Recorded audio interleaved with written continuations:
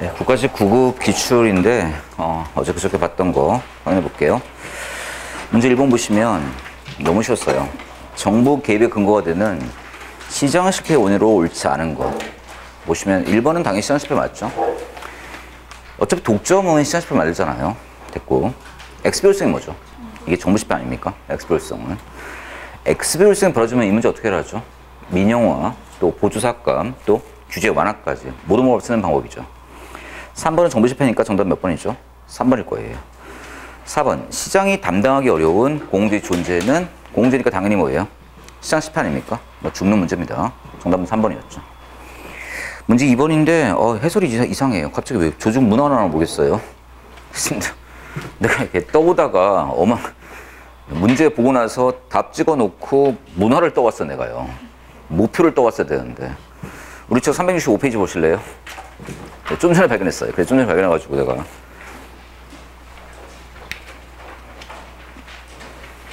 365페이지 보시면 목표의 기능 나옵니까? 뭐 관심도 없는 얘기인데 맨 위에 보세요. 맨 위에 365 목표의 기능 나오죠. 그걸 떠왔어야 되는데 내가 그냥 클릭을 잘못 잡았어요.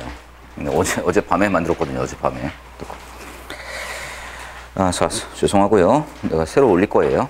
이번 보시면 목표의 기능에 대한 설명을 옳지 않은 것. 너무 쉬운 문제였습니다. 해설 이상한 걸 문화를 왜 써놨나 모르겠어요. 구성원들이 목표로 인해서 일체감을 느끼기 때문에 구성원들의 동기를 유발해준다. 100% 맞는 말이에요. 두 번째, 구조와 과정을 설계하는 준거를 제공하고 성과평가의 기준이 된다. 좋죠. 목표가 있어야지만 평가를 할 수 있습니다. 평가 기준이 될 수 있다. 그 다음 미래의 바람직한 상태를 밝혀 활동의 방향을 제시해주는 그런 역할을 하겠죠. 마지막, 당연하죠. 조직이 존재하는 정당성의 근거가 될 수 있는 거죠. 그래서 우리 365페이지 보시면 아마 정당성의 근거가 두 번째 나올 거예요. 활동 지침, 뭐 정당성 이런 말도 100% 나오는 얘기들입니다. 정당성의 근거가 될 수 있습니다.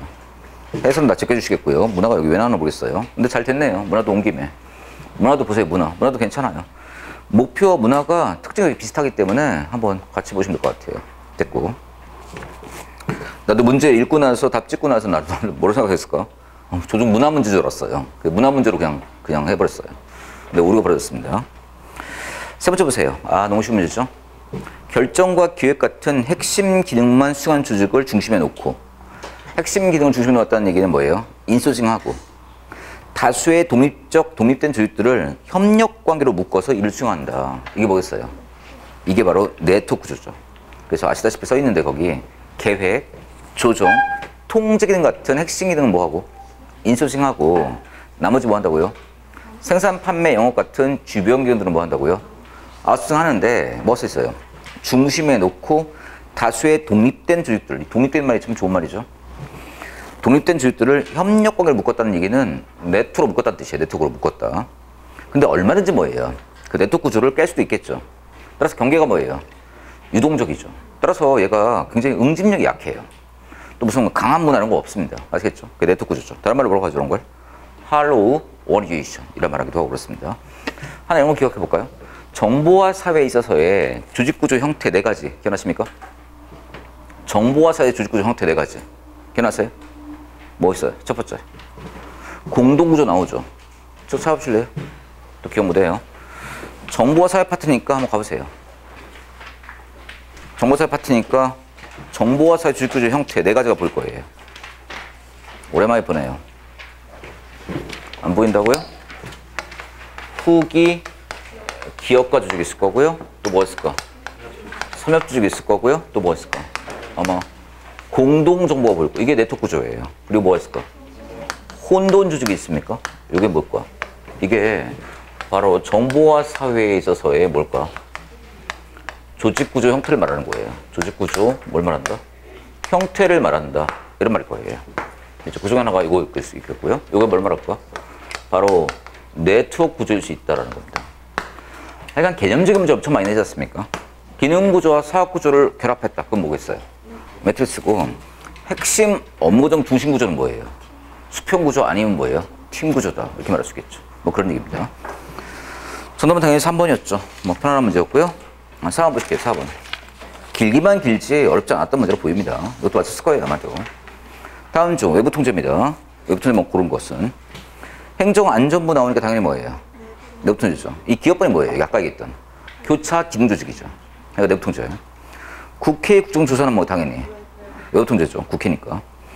기재부, 얘가 아까 얘기했던 뭐예요? 교차 기능조직 말하는 거 아닙니까? 내부통제. 1번, 국민들의 조세부가 처분에 대한 추수성. 국민이니까 당연히 뭐예요? 외부통제겠죠. 니은번은 그러니까 공식, 비공식. 공식. 리을번은 뭐겠어요? 국민들이니까 주로 비공식으로 봐야 되겠죠. 비공식으로. 미은번, 국무총리니까 뭐겠어요? 내부죠. 비읍번, 환경운동연합. 얘가 뭐겠어요? NGO죠. NGO니까 외부면서 뭐예요? 비공식 참여자일 거예요. 그 다음, 15번, 중앙정 기관이니까 당연히 내부일 거고요. 언론 뭐겠어요? 외부면서 공식, 비공식. 비공식이죠. 그래서 니은, 리을, 비읍, 이응이죠. 정답 몇 번이죠? 4번이죠. 이것도 맞췄죠? 분위기 좋게 시작했죠? 너무 편했던 것 같아요. 그죠? 5번 봅시다. 이제 자치권 얘기인데 옳지 않은 것 봅시다. 지자체는 법률의 위임이 있어야 주민의 권리를 제한하는 조례를 제정할 수 있다. 주민의 권리를 제한하려면 반드시 뭐가 쓴다고요? 법률의 위임이 있어야 되겠죠. 오늘 아침 특강 하실 때 아마 이 질문 봤던 것 같아요. 자치법 규정에서 봤던 것 같고요. 지자체는 주민의 복지 증진과 사업의 효율적 수행을 위하여 지방 공기업을 설치 운영할 수 있다. 이 지문은 아마 우리 문풀 과정에서도 계속 봤던 것 같아요. 지방 공기업 설치해서 운영할 수 있겠죠. 지자체는 조례를 위반한 행위에 대하여 조례로서 얼마? 1,500만 원 아니라 뭐예요? 1,000만 원이죠. 밑에 해설을 보시면 자치법 몇 조 나오죠? 27조 나오죠. 책 한번 찾아보실래요? 책에서 확인해서 봐요. 책에서. 여러분 책에서 확인해서 바랍니다. 책에 익숙해지셔야 됩니다. 이런 것들은. 그래서 뭐 과태료 처분이 있는데 과태료 처분 몇 페이지죠? 624페이지 보시면 맨 밑에 나올 거예요. 624페이지 맨 밑에 1,000만 원 나옵니까? 과태료를 정할 수 있고 그 과태료는 누가 부과하죠? 제 장이 부과한다고 돼 있습니까? 뭐 별표 돼 있지 않습니까? 안 돼 있어요? 돼 있을 거예요. 별표 돼 있을 거예요 아마. 돼 있을 거예요. 정답은 3번은 되겠고. 지자체 조합도 지방채를 발행할 수 있습니까? 있습니다. 이것도 풀었던 것 같고요. 또 지자체 장이 지방채를 발행하죠. 또 지자체 조합이 뭐예요? 특별 지자체도 지방채를 발행할 수 있다. 이 말들은 여러 번 봤던 것 같고요.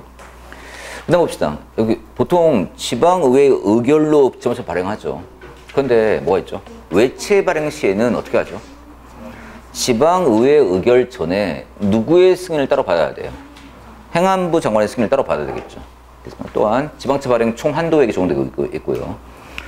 지방채 발행 총 한도액이 있다는 얘기는 국채에 비해서 지방채가 통제를 좀 받고 있다, 안 받고 있다.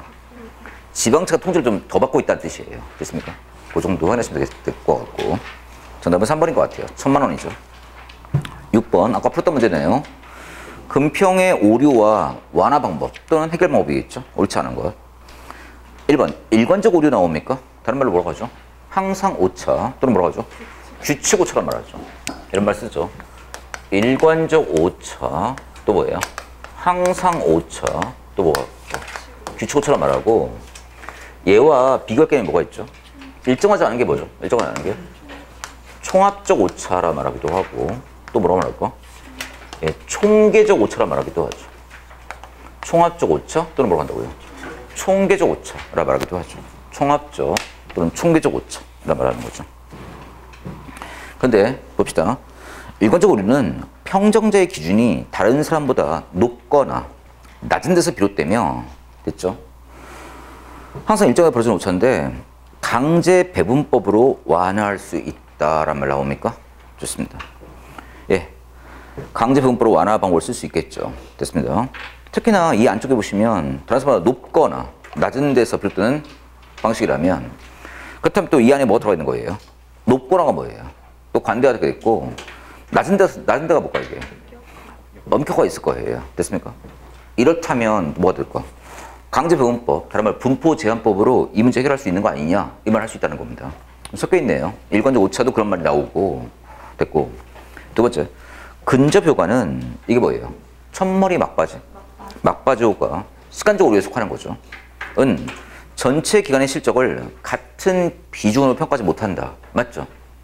같은 비중으로 평가해야 되는데 항상 최근 일 또는 옛날 일만 가지고 평가한다는 겁니다. 할 때 발생하면 중수권 기록법을 완화법으로 고려할 수 있다. 맞죠? 다시 한 번 더 할게요. 뭐 있을까? 평가센터법, MBO식 평정, 또 뭐 있을까? 주석 기록법이죠. 이건 다른 과정이라 써야 되겠네요. 다른 과정, 이게 다른 과정이에요, 이게. 그래서 근접 오류 뭐 있을까? 방어 방법으로 뭐가 있다고요? 평가 또는 평정센터법이 있고요. 또 MBO식 평정이 있고요. 또 중요 사건 기록법이 있겠죠. 이 사건은 어때요? 특별한 사건인데 객관적 기록, 주관적 기록. 객관적으로 뭐예요? 기록한다. 이것도 뭐 틀릴 수가 없는 문제 같아요. 됐고. 세 번째, 관대화 경향은 비공식 집단의 유대 때문에 발생하는 경우가 많죠. 우리 사람이 관대해지죠. 아는 사람 생기면. 이때 결과를 공개하면 완화할 수 있다? 에이, 결과를 공개하면 관대화는 엄청나게 커집니다. 관대화는. 됐습니까? 정답이 몇 번이죠? 3번이에요. 아까 풀었던 문제 같아요. 그죠? 그걸 먼저 풀 거 같나 보죠? 됐습니다. 뭐 팔자죠. 어쩔 수 없죠. 맞췄을 것 같아요. 근데 어렵지 않았죠, 이건. 근데 이런 질문들이 많이 풀어봤던 기억이 나고 그래서 맞을 것 같아요. 아, 요거 아까 했던 거. 연쇄효과는 도표식 평정법에서 많이 나타나며 피평가자별이 아니라 평정 요소별 평정을 완화 방법으로 고려할 수 있다. 평정 요소별 평정. 아까 했지 않습니까? 평정 요소별을 평정하기 위해서 제일 좋은 방법은 뭐냐면 페이지를 달리하는 거예요. 페이지를 달리하게 되면 사람에 대한 평가보다는 평정 요소에 집중한다는 겁니다. 써서거다. 페이지를 달리한다. 이 평정 요소별 평정이라는 게 페이지를 달리한다는 말과 거의 똑같은 표현이 아닐까 싶어요. 됐고, 정답 몇 번이죠? 그래서 3번 됩니다. 여기까지 모두 맞췄죠? 분위기 좋게 시작했어요. 그죠? 그래서 만점에 나올 거라고 생각하고 있었죠. 그죠? 7번 보세요. 그랬을 거예요, 아마. 과학 관련 봅시다. 틀린 거. 관리자는 생산 증진을 위해서 노사 모두를 이롭게 해야 한다. 당연한 거 아닙니까? 생산성이 목적이라는 얘기고 노사 모두를 이롭게 한다는 말이 무슨 말이에요, 이게? 일 잘하면 돈 더 주겠다는 거 아닙니까? 그럼 뭐 노동자들 돈 많이 벌고 그럼 뭐예요? 노동자 돈 많이 번다는 게 무슨 말이에요? 생산성이 높았다는 거 아닙니까? 그게 노사 모두를 이롭게 한다는 뜻일 거예요. 됐고, 두 번째. 이건 주는 문제입니다. 조직 내의 인간은 사회 욕구에 의해서 동기가 유발된다고 전제한다. 이건 뭐예요? HR이죠. 인간관계론입니다. 됐고. 근데 그래서 해설 달면서도 내가 좀 실망해가지고 막 대충 달았어, 내가. 대충 달았어. 문제가 뭐 이래? 뭐 이랬었어요. 뭐 너무 편안해가지고 그랬어요. 그러다 보니까 아까 갑자기 뭐 조직 목표 해놓고 내가 뭘 써놨어, 내가. 난데없이 조직 문화 써놓고 뭐 그랬단 말입니다. 그 다음 봅시다. 또 넘겨요. 3번 보긴 봅시다. 하나씩 봅시다, 그래도. 업무와 인력의 적정한 결합은 노동자가 아닌 관리자에 의해 가정되어야 된다. 이 이론이 뭐였어요? 이게 노동자 중심 이론이에요? 관리자 중심 이론이에요? 관리자 중심 이론이라는 뜻이에요, 이게. 그런데 누군 연구했죠? 누굴 연구했죠? 노동자를 연구해서 관리자에게 경영 노하우를 알려준 겁니다. 어차피 관리자 중심 이론 맞아요. 하지만 연구 누가 했다고요? 노동자를 대상으로 연구한 거고 관리자에게 경영 노하우를 주기 위한 거고. 네 번째 아까 했잖아요. 한 주 더 빨리 풀 걸 했어요. 그죠? 아까 문제가 계속 나오네. 유일추천의 방법을 찾기 위해서 동작 연구와 시간 연구를 사용한다. 타임 앤 모션 스타디. 아시지 않습니까? 테일러리즘. 정답 몇 번? 2번입니다. 이런 문제였습니다. 8번. 이게 문제입니까, 이게? 옳은 거 봅시다. NPM 뉴가먼스 나오지 않습니까? 틀릴 수가 없습니다. 어차피 NPM이든 뉴가먼스든 어차피 정부 역할은 뭐예요? 스티어링이죠. 맞는 말이죠. 정답 몇 번? 1번 들어옵니다. NPM의 기초는 뭐다? 에이, 신자유주의죠. 아무래도 뭐예요? 우파니까. 공동체주의란 말이 나왔다는 얘기는 이거 우파 좌파. 중도 좌파죠. 보통 좌파라 말하지만 문제 없고요. 아까 했죠. 이 공동체주의라는 개념도 우파와 좌파가 함께 이야기했는데 우파 쪽은 뭘로 이해했다고요? 자원봉사주의로 이해했고 좌파 쪽은 뭘로 이해했다고요? 시민주의로 이해했다라는 겁니다. 오늘 아까 풀었던 문제가 계속 나오고 있네요. NPM은 신뢰? 경쟁이죠. 신뢰와 협력 어느 쪽이에요? 뉴가먼스고요. 가버넌스의 관리기구는 시장이다. 연계망이죠. 연계망 또는 뭐예요? 네트워크이겠죠. 시장은 어디예요? NPM이죠. 정답 몇 번? 1번입니다. 이것도 맞췄죠. 9번 치사스러운 문제를 했잖아요. 그죠? 끝까지 읽어야 되는 건데 마음 급한 사람들은 뭐 틀렸을지도 모르겠네요. 그래서 이게 문제가 쉽긴 한데 이게 마음 급한 분들은 좀 틀릴 수도 있는 문제 같아요. 마음 너무 급한 문제 당황하는 거죠. 로이의 정책 유형입니다. 로이는 정책이 뭐예요? 독립변수, 우습변수. 로익의 정책은 뭐예요? 써야 되나요? 정책이 환경 영향을 주는 거잖아요. 그래서 환경 중에서 뭐였죠? 정치적 이견하시죠. 얘가 뭐예요? 독립변수, 얘가 뭐가 되는 거예요? 존스변수로 한번 풀었지 않습니까, 이거? 그렇죠. 그리고 로이라는 인물은 뭘 연구한 사람이에요? 유형 연구를 통해서 정책 결정 과정을 연구한 사람이에요. 정책 집행 과정의 난이도예요. 아니죠. 정책 결정 과정이죠. 정책 결정 과정을 연구한 사람이 로이입니다. 여러분, 정책 집행 과정의 난이도를 연구한 사람 누굴까? 과정의 난이도를 연구한 사람은 누구라고요? 이거는 리플리 앤 누구죠? 바로 프랭클린이죠. 프랭클린. 됐죠? 프랭클린. 됐죠? 봅시다. 문제가 실망스러워요. 이게 어려워져야 되는데 이게 그만합시다. 내일부터 어려워질 겁니다. 어려워져야 행정의 강점을 사는 건데. 규제의 경우 봅시다. 옳은 것만. 규제의 경우 특정 개인이나 집단에 대한 선택의 자유를 제한하는 유형의 정책으로 맞죠? 강제력의 특징이다. 규제에는 뭐가 있다고요? 당연히 강제력이 있겠죠. 당연한 말이라 드릴 말씀 없고요. 두 번째, 분배의 사례에는 FTA 협정에 따른 농민 피해 지원. 지원이란 말이 뭐예요? 주겠다는 것이거든요. 분배 맞습니다, 이거. 분배 맞고. 중소기업을 위한 전자금 지원. 지원 주겠다는 거 아닙니까? 내가 그래서 수업 시간에 지원, 보조, 특혜, 분양. 해자가 뭐였죠? 해자가? 준다는 말이고, 분양이 뭐예요? 나누어 준다는 거예요. 지원도 뭐예요? 주는 거예요. 주는 건 다 분배예요. 뽑는 건 뭐죠? 뽑아내는 건? 추출이죠. 아시그러고 있고요. 다 좋았는데, 난데없이 뒤에 뭐가 나와요? 사회보장과 의료보장이 나오면 이건 뭐예요? 이건 재원법입니다. 뒤쪽만 비틀었잖아요. 니은번 제끼시고요. 니은번 제껴줍니다. 그 다음, 디귿번.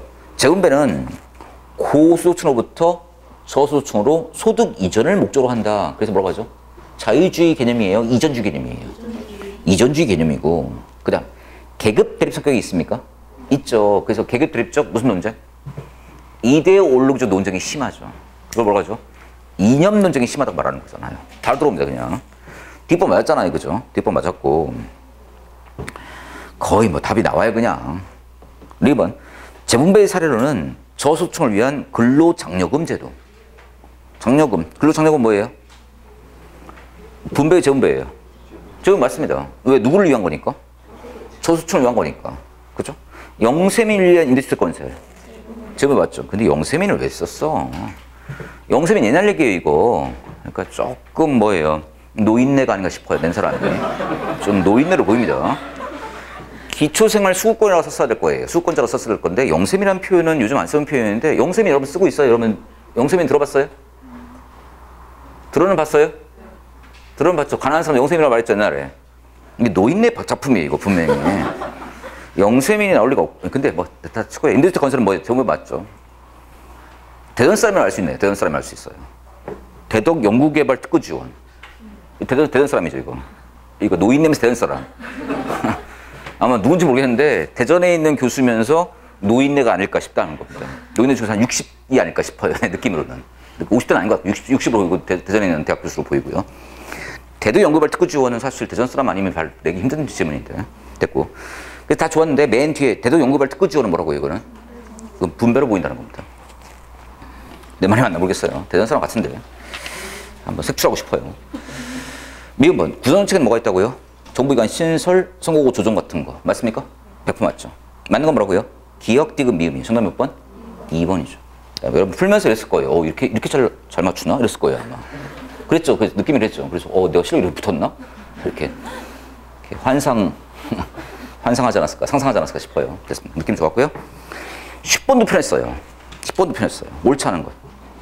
국회는 정부의 동의 없이 정부가 제출한 지출 예산 각한 금액을 증가시킬 수 없다. 정부 동의 없으면 증액도 안 되고 뭐도 안 되죠? 신비목 설치도 안 되는 거였잖아요. 이게 맞는 말이죠. 두 번째. 정부가 예산안 편성 시 감사원의 세출 예산 요구를 감액하고자 할 때는 국무회의에서 누구의? 감사의 의견을 구해야 되죠. 이거 말고도 또 뭐 있죠? 그 위에 법 조문에 보시면. 독립권 예산도 삭감할 때는 뭐예요? 그 기관장의 의견을 물어야 되는데 별도법으로 감사를 따로 떼놓은 이유가 뭐죠? 감사원은 독립권이 아니기 때문에 딱 떠나는데 왜 감사원도 이런 유사한 지문이 나오는 거죠? 그래도 직무상 독립기관이기 때문에. 그래서 아까 얘기했죠? 행정체제 내부에 있는 무슨 통제기관? 독립통제기관에 뭐가 속한다고요? 감사원 대표적입니다. 감사원. 2번도 그래서 뭐예요? 맞았다라는 것이고. 됐고. 아, 문제가 왜 내가 아는 사람 같지, 이렇게. 내가 아는 사람 같은데, 이거. 내 스타일이.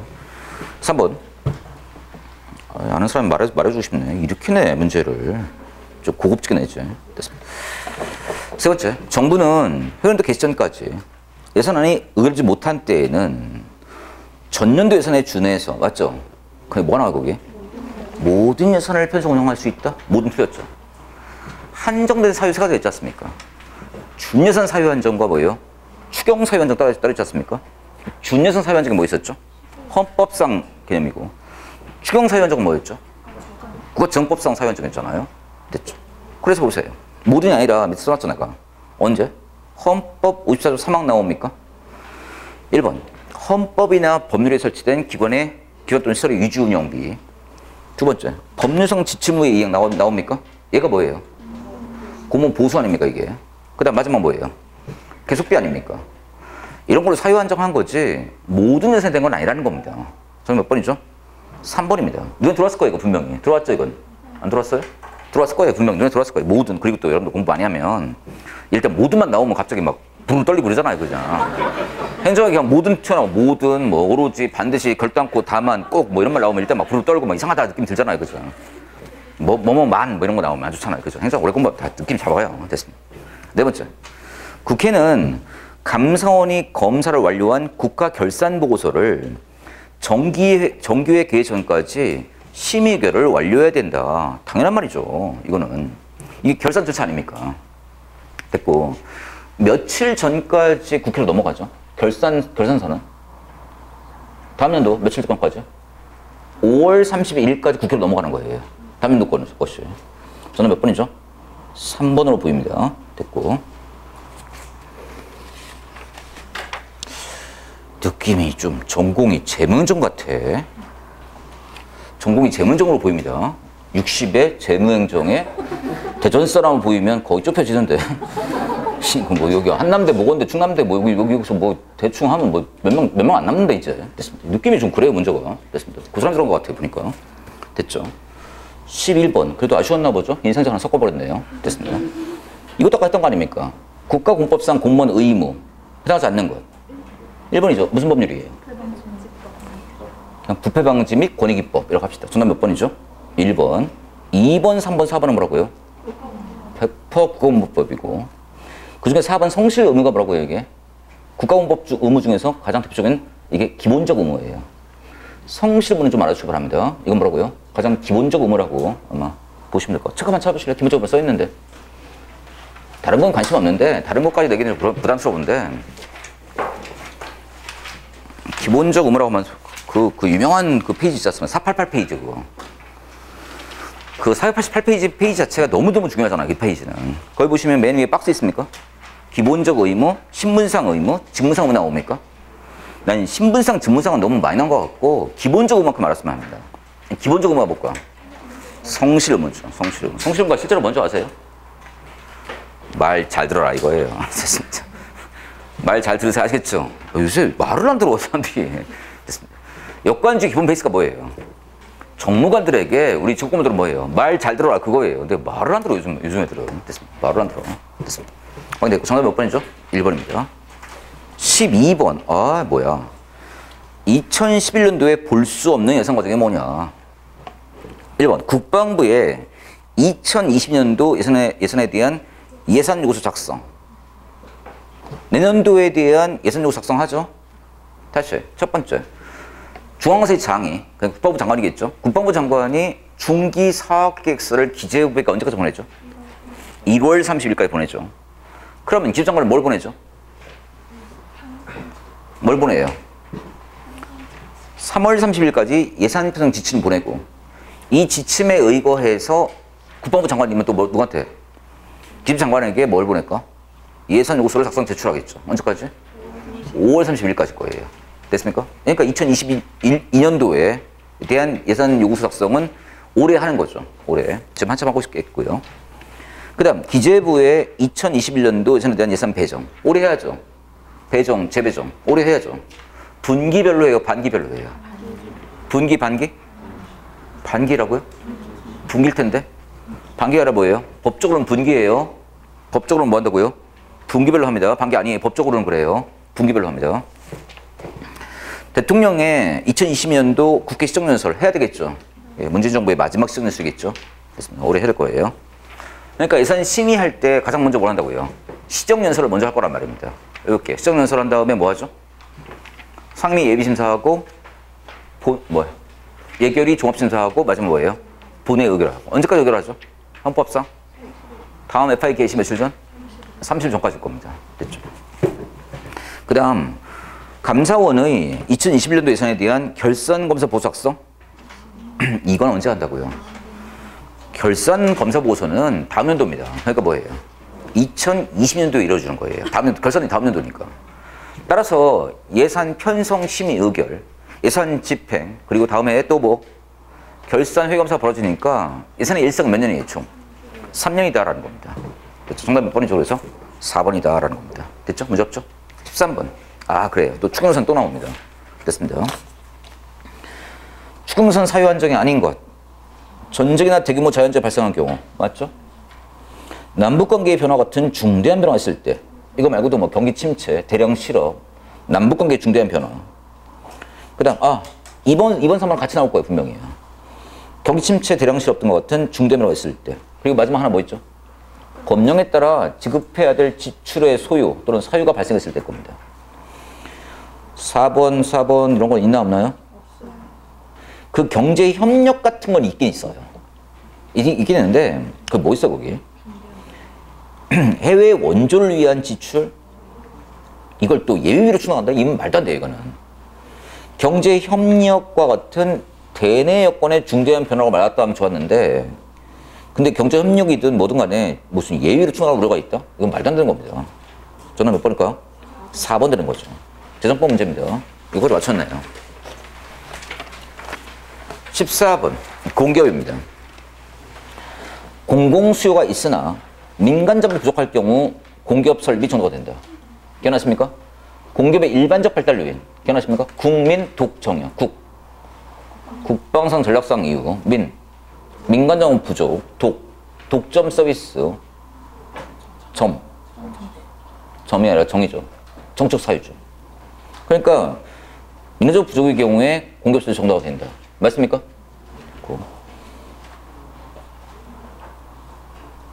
노인네요. 노인네. 공기업 발달 요인을 내는 사람은 완전 노인네밖에 없어, 이거는요. 이거 노인네, 이거 완전히. 천안 사람일 수도 있겠다. 천안에도 이런 사람이 있어요. 두 번째 봅시다. 천안 사람 같기도 하고. 천안 쪽인가? 두 번째.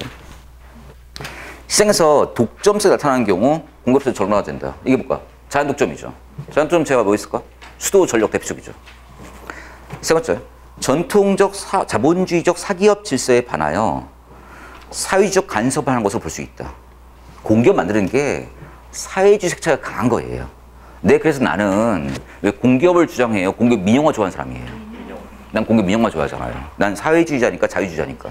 내 자유주의자니까. 싹 쓸어볼게 내가. 아시겠죠? LH 민영화 시킬게요. 아시겠죠? 됐습니다. 됐고. 네 번째. 주식회사형 공기업은 우리 기억나십니까? 밀턴 프리드만에 의한다면 정부처형 공기업, 공사형 공기업, 또 뭐 있죠? 주식형 공기업이 있는데 이 공기업은 특별법 혹은 상법에 의해 성립되지만 일반 행정기관에 적용되는 조직 인사 원칙이 적용된다? 그렇지 않아요. 완벽한 법인격이 있는 존재이기 때문에 일반 행정기관에서 적용되고 있는 원칙이 적용될 수 없습니다. 그러니까 행정조직법이라든가 국가공법이 적용되지 않습니다. 여기 근무한 직원들 누구니까? 민간인들일 테니까. 됐습니다. 그런 장면입니다. 됐고 그 정도 확인하시면 되지 않을까 싶어요. 통상 주식회사 공기업은 대부분 상법이에요. 대부분 상법. 특별법이 있는데 대부분 뭔가 상법이긴 하고 그 말은 앞쪽은 전달은 맞았다 치더라도 뒤쪽은 뭐예요? 100% 틀린 말이에요. 이거는요. 말도 안 되는 얘기입니다. 이것도 맞았을 거예요. 됐죠? 4번 정답. 15번 얘도 맞았을 거예요. 그죠? 얘도 맞았어요. 여러 번 강조했던 겁니다. 이거. 제가 아주 여기다가 그냥 계속 뭐 했던 것 같아요. 막 공정해놓고 막 불공정, 불짜고 동그라미하고 막 불공정 인지는 뭐예요? 객관 주관. 주관적이다 막 되게 많이 썼던 것 같아요. 여기다가 됐고요. 옳다는 것. 아담스의 공정이론에 따르면 공정하다 인식할 때, 불공정하다 인식할 때 동의 유발되는 거 아닙니까? 정답 몇 번? 1번입니다. 그냥 들어옵니다. 맥클렌드에 따르면 맥클렌드 욕구를 몇 가지로 얘기하죠. 성취 욕구, 권력 욕구, 수준 욕구죠. 에 따르면 개인들의 욕구가 학습을 통해 개발될 수 있다고 본다. 깔끔. 세 번째, 대신 메슬로우는 뭐예요? 선천적이죠. 맥클렌드는 뭐예요? 학습되는 것이고. 브롬에 따르면 기대감은 특정의 결과는 특정의 노력으로 나타날 수 있다는 가능성에 대한 개인의 신념으로 열심히 노력하면 성과가 나올 거라는 개인의 신념으로 통상 뭐예요? 객관 주관. 주관적 확률로. 깔끔. 마지막 엘더퍼는 상위욕이 충족절혈되면 하위욕을 충족시키고자 할 수 있다. 맞죠? 정답 몇 번이죠? 1번입니다. 됐고. 이런 거 뭐라고 하죠? 좌절, 퇴행이라 말하는 거죠. 그래서 애인하고 헤어지면 밥 처먹는다고 했잖아요. 내가 밥 처먹는 거. 살찐다고 했잖아요. 정답은 1번입니다. 16번 허접한 문제입니다. 외적 타항도 저해 요인이 아닌 것. 그럼 뭘 찍으면 되겠어요? 내적 타항도를 찍으면 되겠죠. 연구자의 측정 기준이나 측정 도구가 변화한 경우. 이 측정 기준이 뭘까 이게? 이 테스팅일 거고요. 측정 자체니까. 도구가 뭐예요? 인스트루멘테이션일 거예요. 내적 타항 저해 요인 맞잖아요. 정답 곧바로 1번이고요.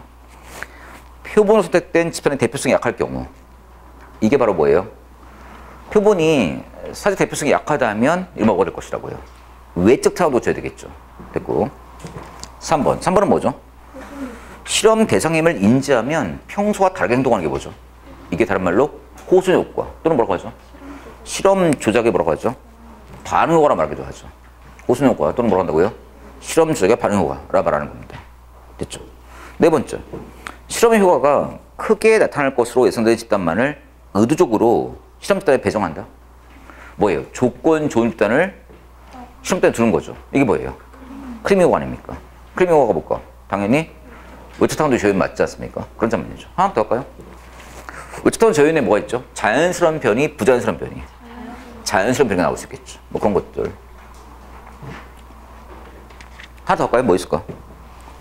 실험 전 측정과 실험 측정의 상호작용 이런 것도 있을 거예요. 아마도요. 난 그게 결혼하고요. 정답 1번으로 보입니다. 17번. 주민 소원입니다. 옳지 않은 것. 가장 유력한 직접 민주 제도이다. 맞고. 아까 했던 거. 오늘 한 게 되게 많이 나왔네. 비례대표 지방의 의원은 주민 소원 대상이 아니다. 맞고. 심적 통제가 크다. 이거죠. 우리 이런 거 풀었잖아요. 우리 주민 투표와 주민 소환 투표는 좀 다르죠. 주민 투표는 뭐였죠? 사안에 대한 거고. 주민 소환 투표는 뭐예요? 사람에 대한 거죠. 사안에 대한 거라면 주민 투표. 사람에 대한 거라면 주민 소환 투표니까 심적 부담이 크지 않을까? 크죠. 주민 소환 되면 부담스럽습니다. 잘릴 수 있으니까. 군수를 소환하라고 할 경우 100분의 몇? 100분의 15겠죠. 됐습니까? 그러니까 뭐냐면 가장 힘센 놈들. 광역지자체장이 뭐예요? 100분의 10이고. 기초지자체장은 뭘까요? 100분의 15고. 그 다음 의원들은 뭐라고요? 100분의 20이에요. 힘센 놈일수록 뭐예요? 소환이 더 편해요. 됐습니까? 소환이 100분의 10 이상이니까. 됐죠? 100분의 10, 100분의 15, 100분의 20이니까. 됐죠? 그래서 제가 그 밑에 옆에 써놨잖아요. 내가. 법률 나오죠? 청구 보시면 시도지사는 100분의 10 이상이고 시장구 구청장은 100분의 15 이상이고 광역기초의원은 100분의 20 이상이죠. 됐습니까? 이렇게 작업하시면 될 것 같다라는 얘기입니다. 온 김에 일단 다른 것들은 다 2년이 지나지 않으면 안 되는데 여기는 뭐라고요? 제가 1년 드립니다. 1년. 주민투표는 몇 년이었죠? 2년이었을 거예요. 근데 여기는 뭐라고요? 주민소환투표는 1년입니다. 문제 맞췄을 거예요. 18번 보실게요. 신공공 서비스로 나옵니까? MPS죠. 옳지 않은 것. 정부 역할은 시민에 대한 봉사여야 된다. 맞죠? 그러니까 뭐예요, 결국? NPM 스티어링, 뉴 가버넌스 스티어링, NPS 봉사 적히고 맞죠? 공익은 개인적 이익의 집합체이다. NPM 아닙니까? NPS는 공익을 뭘로 봐요? 담론의 결과물로 보지 않습니까? 그렇겠죠. 그래서 NPS는 뭐예요? 공익은 부산물이의 목표 그 자체예요. 목표 그 자체인 거죠. 전단은 틀렸는데 후단은 맞아요. 신뢰와 협력 관계를 확립해야 된다. 이건 좋아요. 됐죠? 근데 공익은 개인에게 집합체이라는 말은 무슨 표현이라고 이거는? NPM의 표현이에요. 뭐라고 써야 돼요? 공익은 담론의 결과물로서 이렇게 나왔어야 돼요. 정답 2번으로 보이고요. 책임은 단순하지 않기 때문에 관료들은 헌법, 법률, 정치 규범, 공직 가치 등 다양한 측면에 관심을 기울여야 된다. 따라서 뭐예요? 다원적 책임을 강조하지 않습니까? 단순하게 성과 책임만이 아니죠. 다원적 책임이죠. 지역 공동체의 책임도 있고 뭐 아주 다양하지 않습니까? 그 다음 네 번째. 생산성보다는 사람에게 가치를 부여하기 때문에 공공조직은 공유된 리더십과 협력 과정을 통해서 작동되어야 한다고 본다. 깔끔합니다. 정답 몇 번이죠? 2번입니다. 뭐 만점까지 그냥 두 문제밖에 안 남았어요 지금. 19번 보실게요. 정답 18번에 2번이었고요. 19번. 여러분 장난질 했어요. 장난질. 되게 장난질 했습니다 이거. 여러분 얘기했죠 내가. 할인율이 높으면 단기 투자, 장기 투자. 할인율 이제 높으면 단기, 장기. 단기를 기억나시죠? 그죠? 한두 번 한 게 아니잖아요. 볼게요. 할인이 높으면 편익이 장기간에 실현되는 장기 투자보다는 단기에 쇼붙이는 뭐예요? 단기 투자 사업이 유리하다. 맞습니까? 맞습니다. 기법 맞는 말 됐고. 이번에 뭐 알트코인인가 그 도지코인, 그 개코인이죠. 강아지 코인. 뭐 몇 배로 올라가는 거야. 막 갑자기 막 40배 튀더라고요. 나 아쉬워 죽겠네 진짜. 그 강아지 코인도 사고 싶었는데 됐고요. 그러면 빨리 빼야 되죠. 그죠? 니은 직접적이고 유용적인 비용과 편익은 반영하고 간접적이고 무용적 비용과 편익도 포함합니다. 유용적이든 무용적이든 모두 포함합니다. 됐죠? 책에서 봤던 기억납니다. 그죠? 그것도 모두 뭘로 추천한다고요? 화폐가 척도로 추천합니다. 됐죠? 거기다 할 수 있고. 디귿번. NPV는 이계치사 문제였다는 거예요. 비용의 총현재가에서 편익의 총현재가를 뺀 거예요. 개소리죠. 편익의 총현재가에서 뭘 뺀 거예요? 비용의 총현재가를 뺀 거죠. 그게 0보다 크다면 사업장에서 인정할 수 있겠죠. 앞뒤를 바꿔 써야 돼요. 요거 걸렸나요? 요거? 이걸 걸렸나요? 안 걸렸어요? 4번 찍어달라고 강력히 요청하고 있습니다. 됐죠? 아니, 나라면 이렇게 안 했어요. 내가 아는 사람 같아, 아무리 봐도. 기억 디귿 리를 2번에 깔았을 거예요, 나 같으면. 나 같으면 2번에 깔았을 것 같아요. 그리고 기억 리를 뭐예요? 4번에 깔았을 것 같으면 좀 더 틀었을 거예요, 아마도요. 그런데 뭐, 여러분은 뒤를 보지 않으니까, 여러분 속성 때문에 맞았을 것 같고. 내부 수익률은 할인율을 몰라도 쓸 수 있으니까 가장 안정적이죠. 맞았죠? 그래서 기억과 뭐라고요? 리만 맞으니까 정답 몇 번? 2번이죠. 이제 19개 맞췄잖아요. 이제 만점이 아니냐 가름하는 기준점이 하나 나왔는데 20번 완벽히 불러도 풀 수 있을 것 같아요.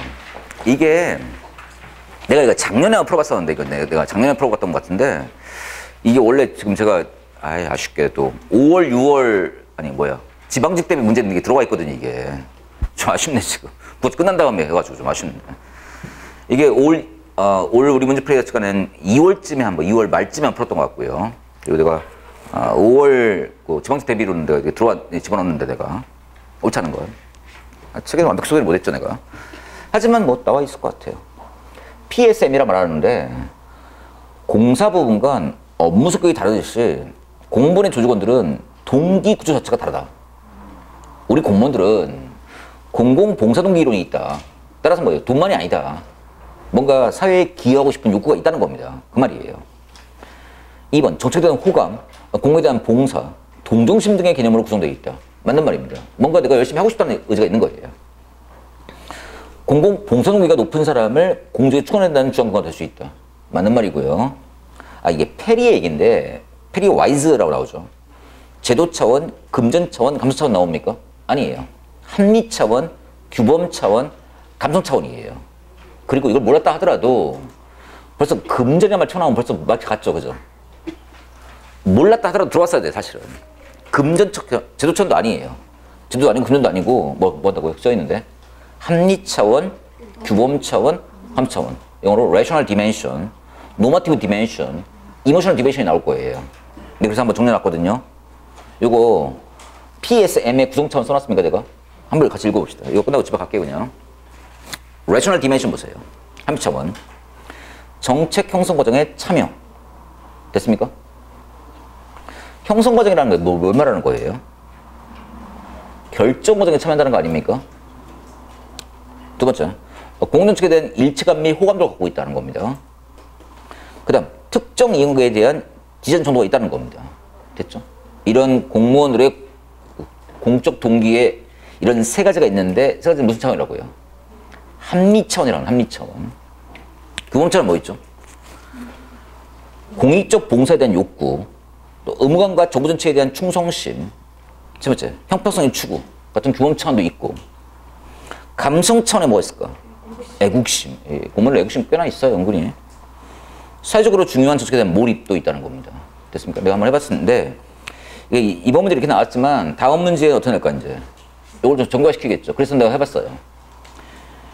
함차원 1, 2, 3번 해놓고, 밑에 거 껴놓고, 또는 두범차원 1, 2, 3번 써놓고, 아래 거 껴놓고, 이런 식일 거예요. 그래서 합리차원인지, 레셔널 디멘션인지, 또 노마티브 디멘션인지, 아니면 이모셔널 디멘션인지를 한번 암기해보면 필요하지 않을까 싶어서 말씀드렸습니다. 뭐 어렵지 않았을 것 같아요. 저는 몇 번이죠? 4번은 뭘로 해야 된다고요? 합리 차원, 규범 차원, 감성 차원을 했었어야 돼요. 됐죠? 정답 몇 번? 4번입니다. 이러면 만점이죠, 그죠? 실수했다 하더라도 뭐 하나 정도예요. 내가 보면 실수할 수 있는 문제가 뭐냐면 20번 문제하고 실수할 수 있는 문제가 아까 얘기했던 뭐예요, 그거? 19번 문제, 실수, 가능성 있는 문제로 보이고, 실수할 수 있는 문제가 뭐였죠? 9번 문제? 그것도 아닌 것어. 이건 진짜 막 아무리 막 시험 맞췄다 하더라도 3가지예요, 이거는. 됐죠? 아마 근데 이건 이제 평균점 엄청 올라갈 것 같아요. 그래서 아마 70점 평균점 잡을 것 같아요. 그만큼 쉬웠던 문제입니다. 너무 쉬워서 너무 자신만만하지 마시고요. 지방대는 그렇지 않을 것 같아요. 그래서 아무튼 선택 과목의 마지막 국가적 시험을 이렇게 편안하게 시작해 줬습니다. 필수 과목에서는 이제 좀 엿을 모이겠죠, 이제. 됐습니다. 예. 또 우리는 계속 과정이니까 계속 합시다. 다음 주에 뵙죠. 감사합니다. 예.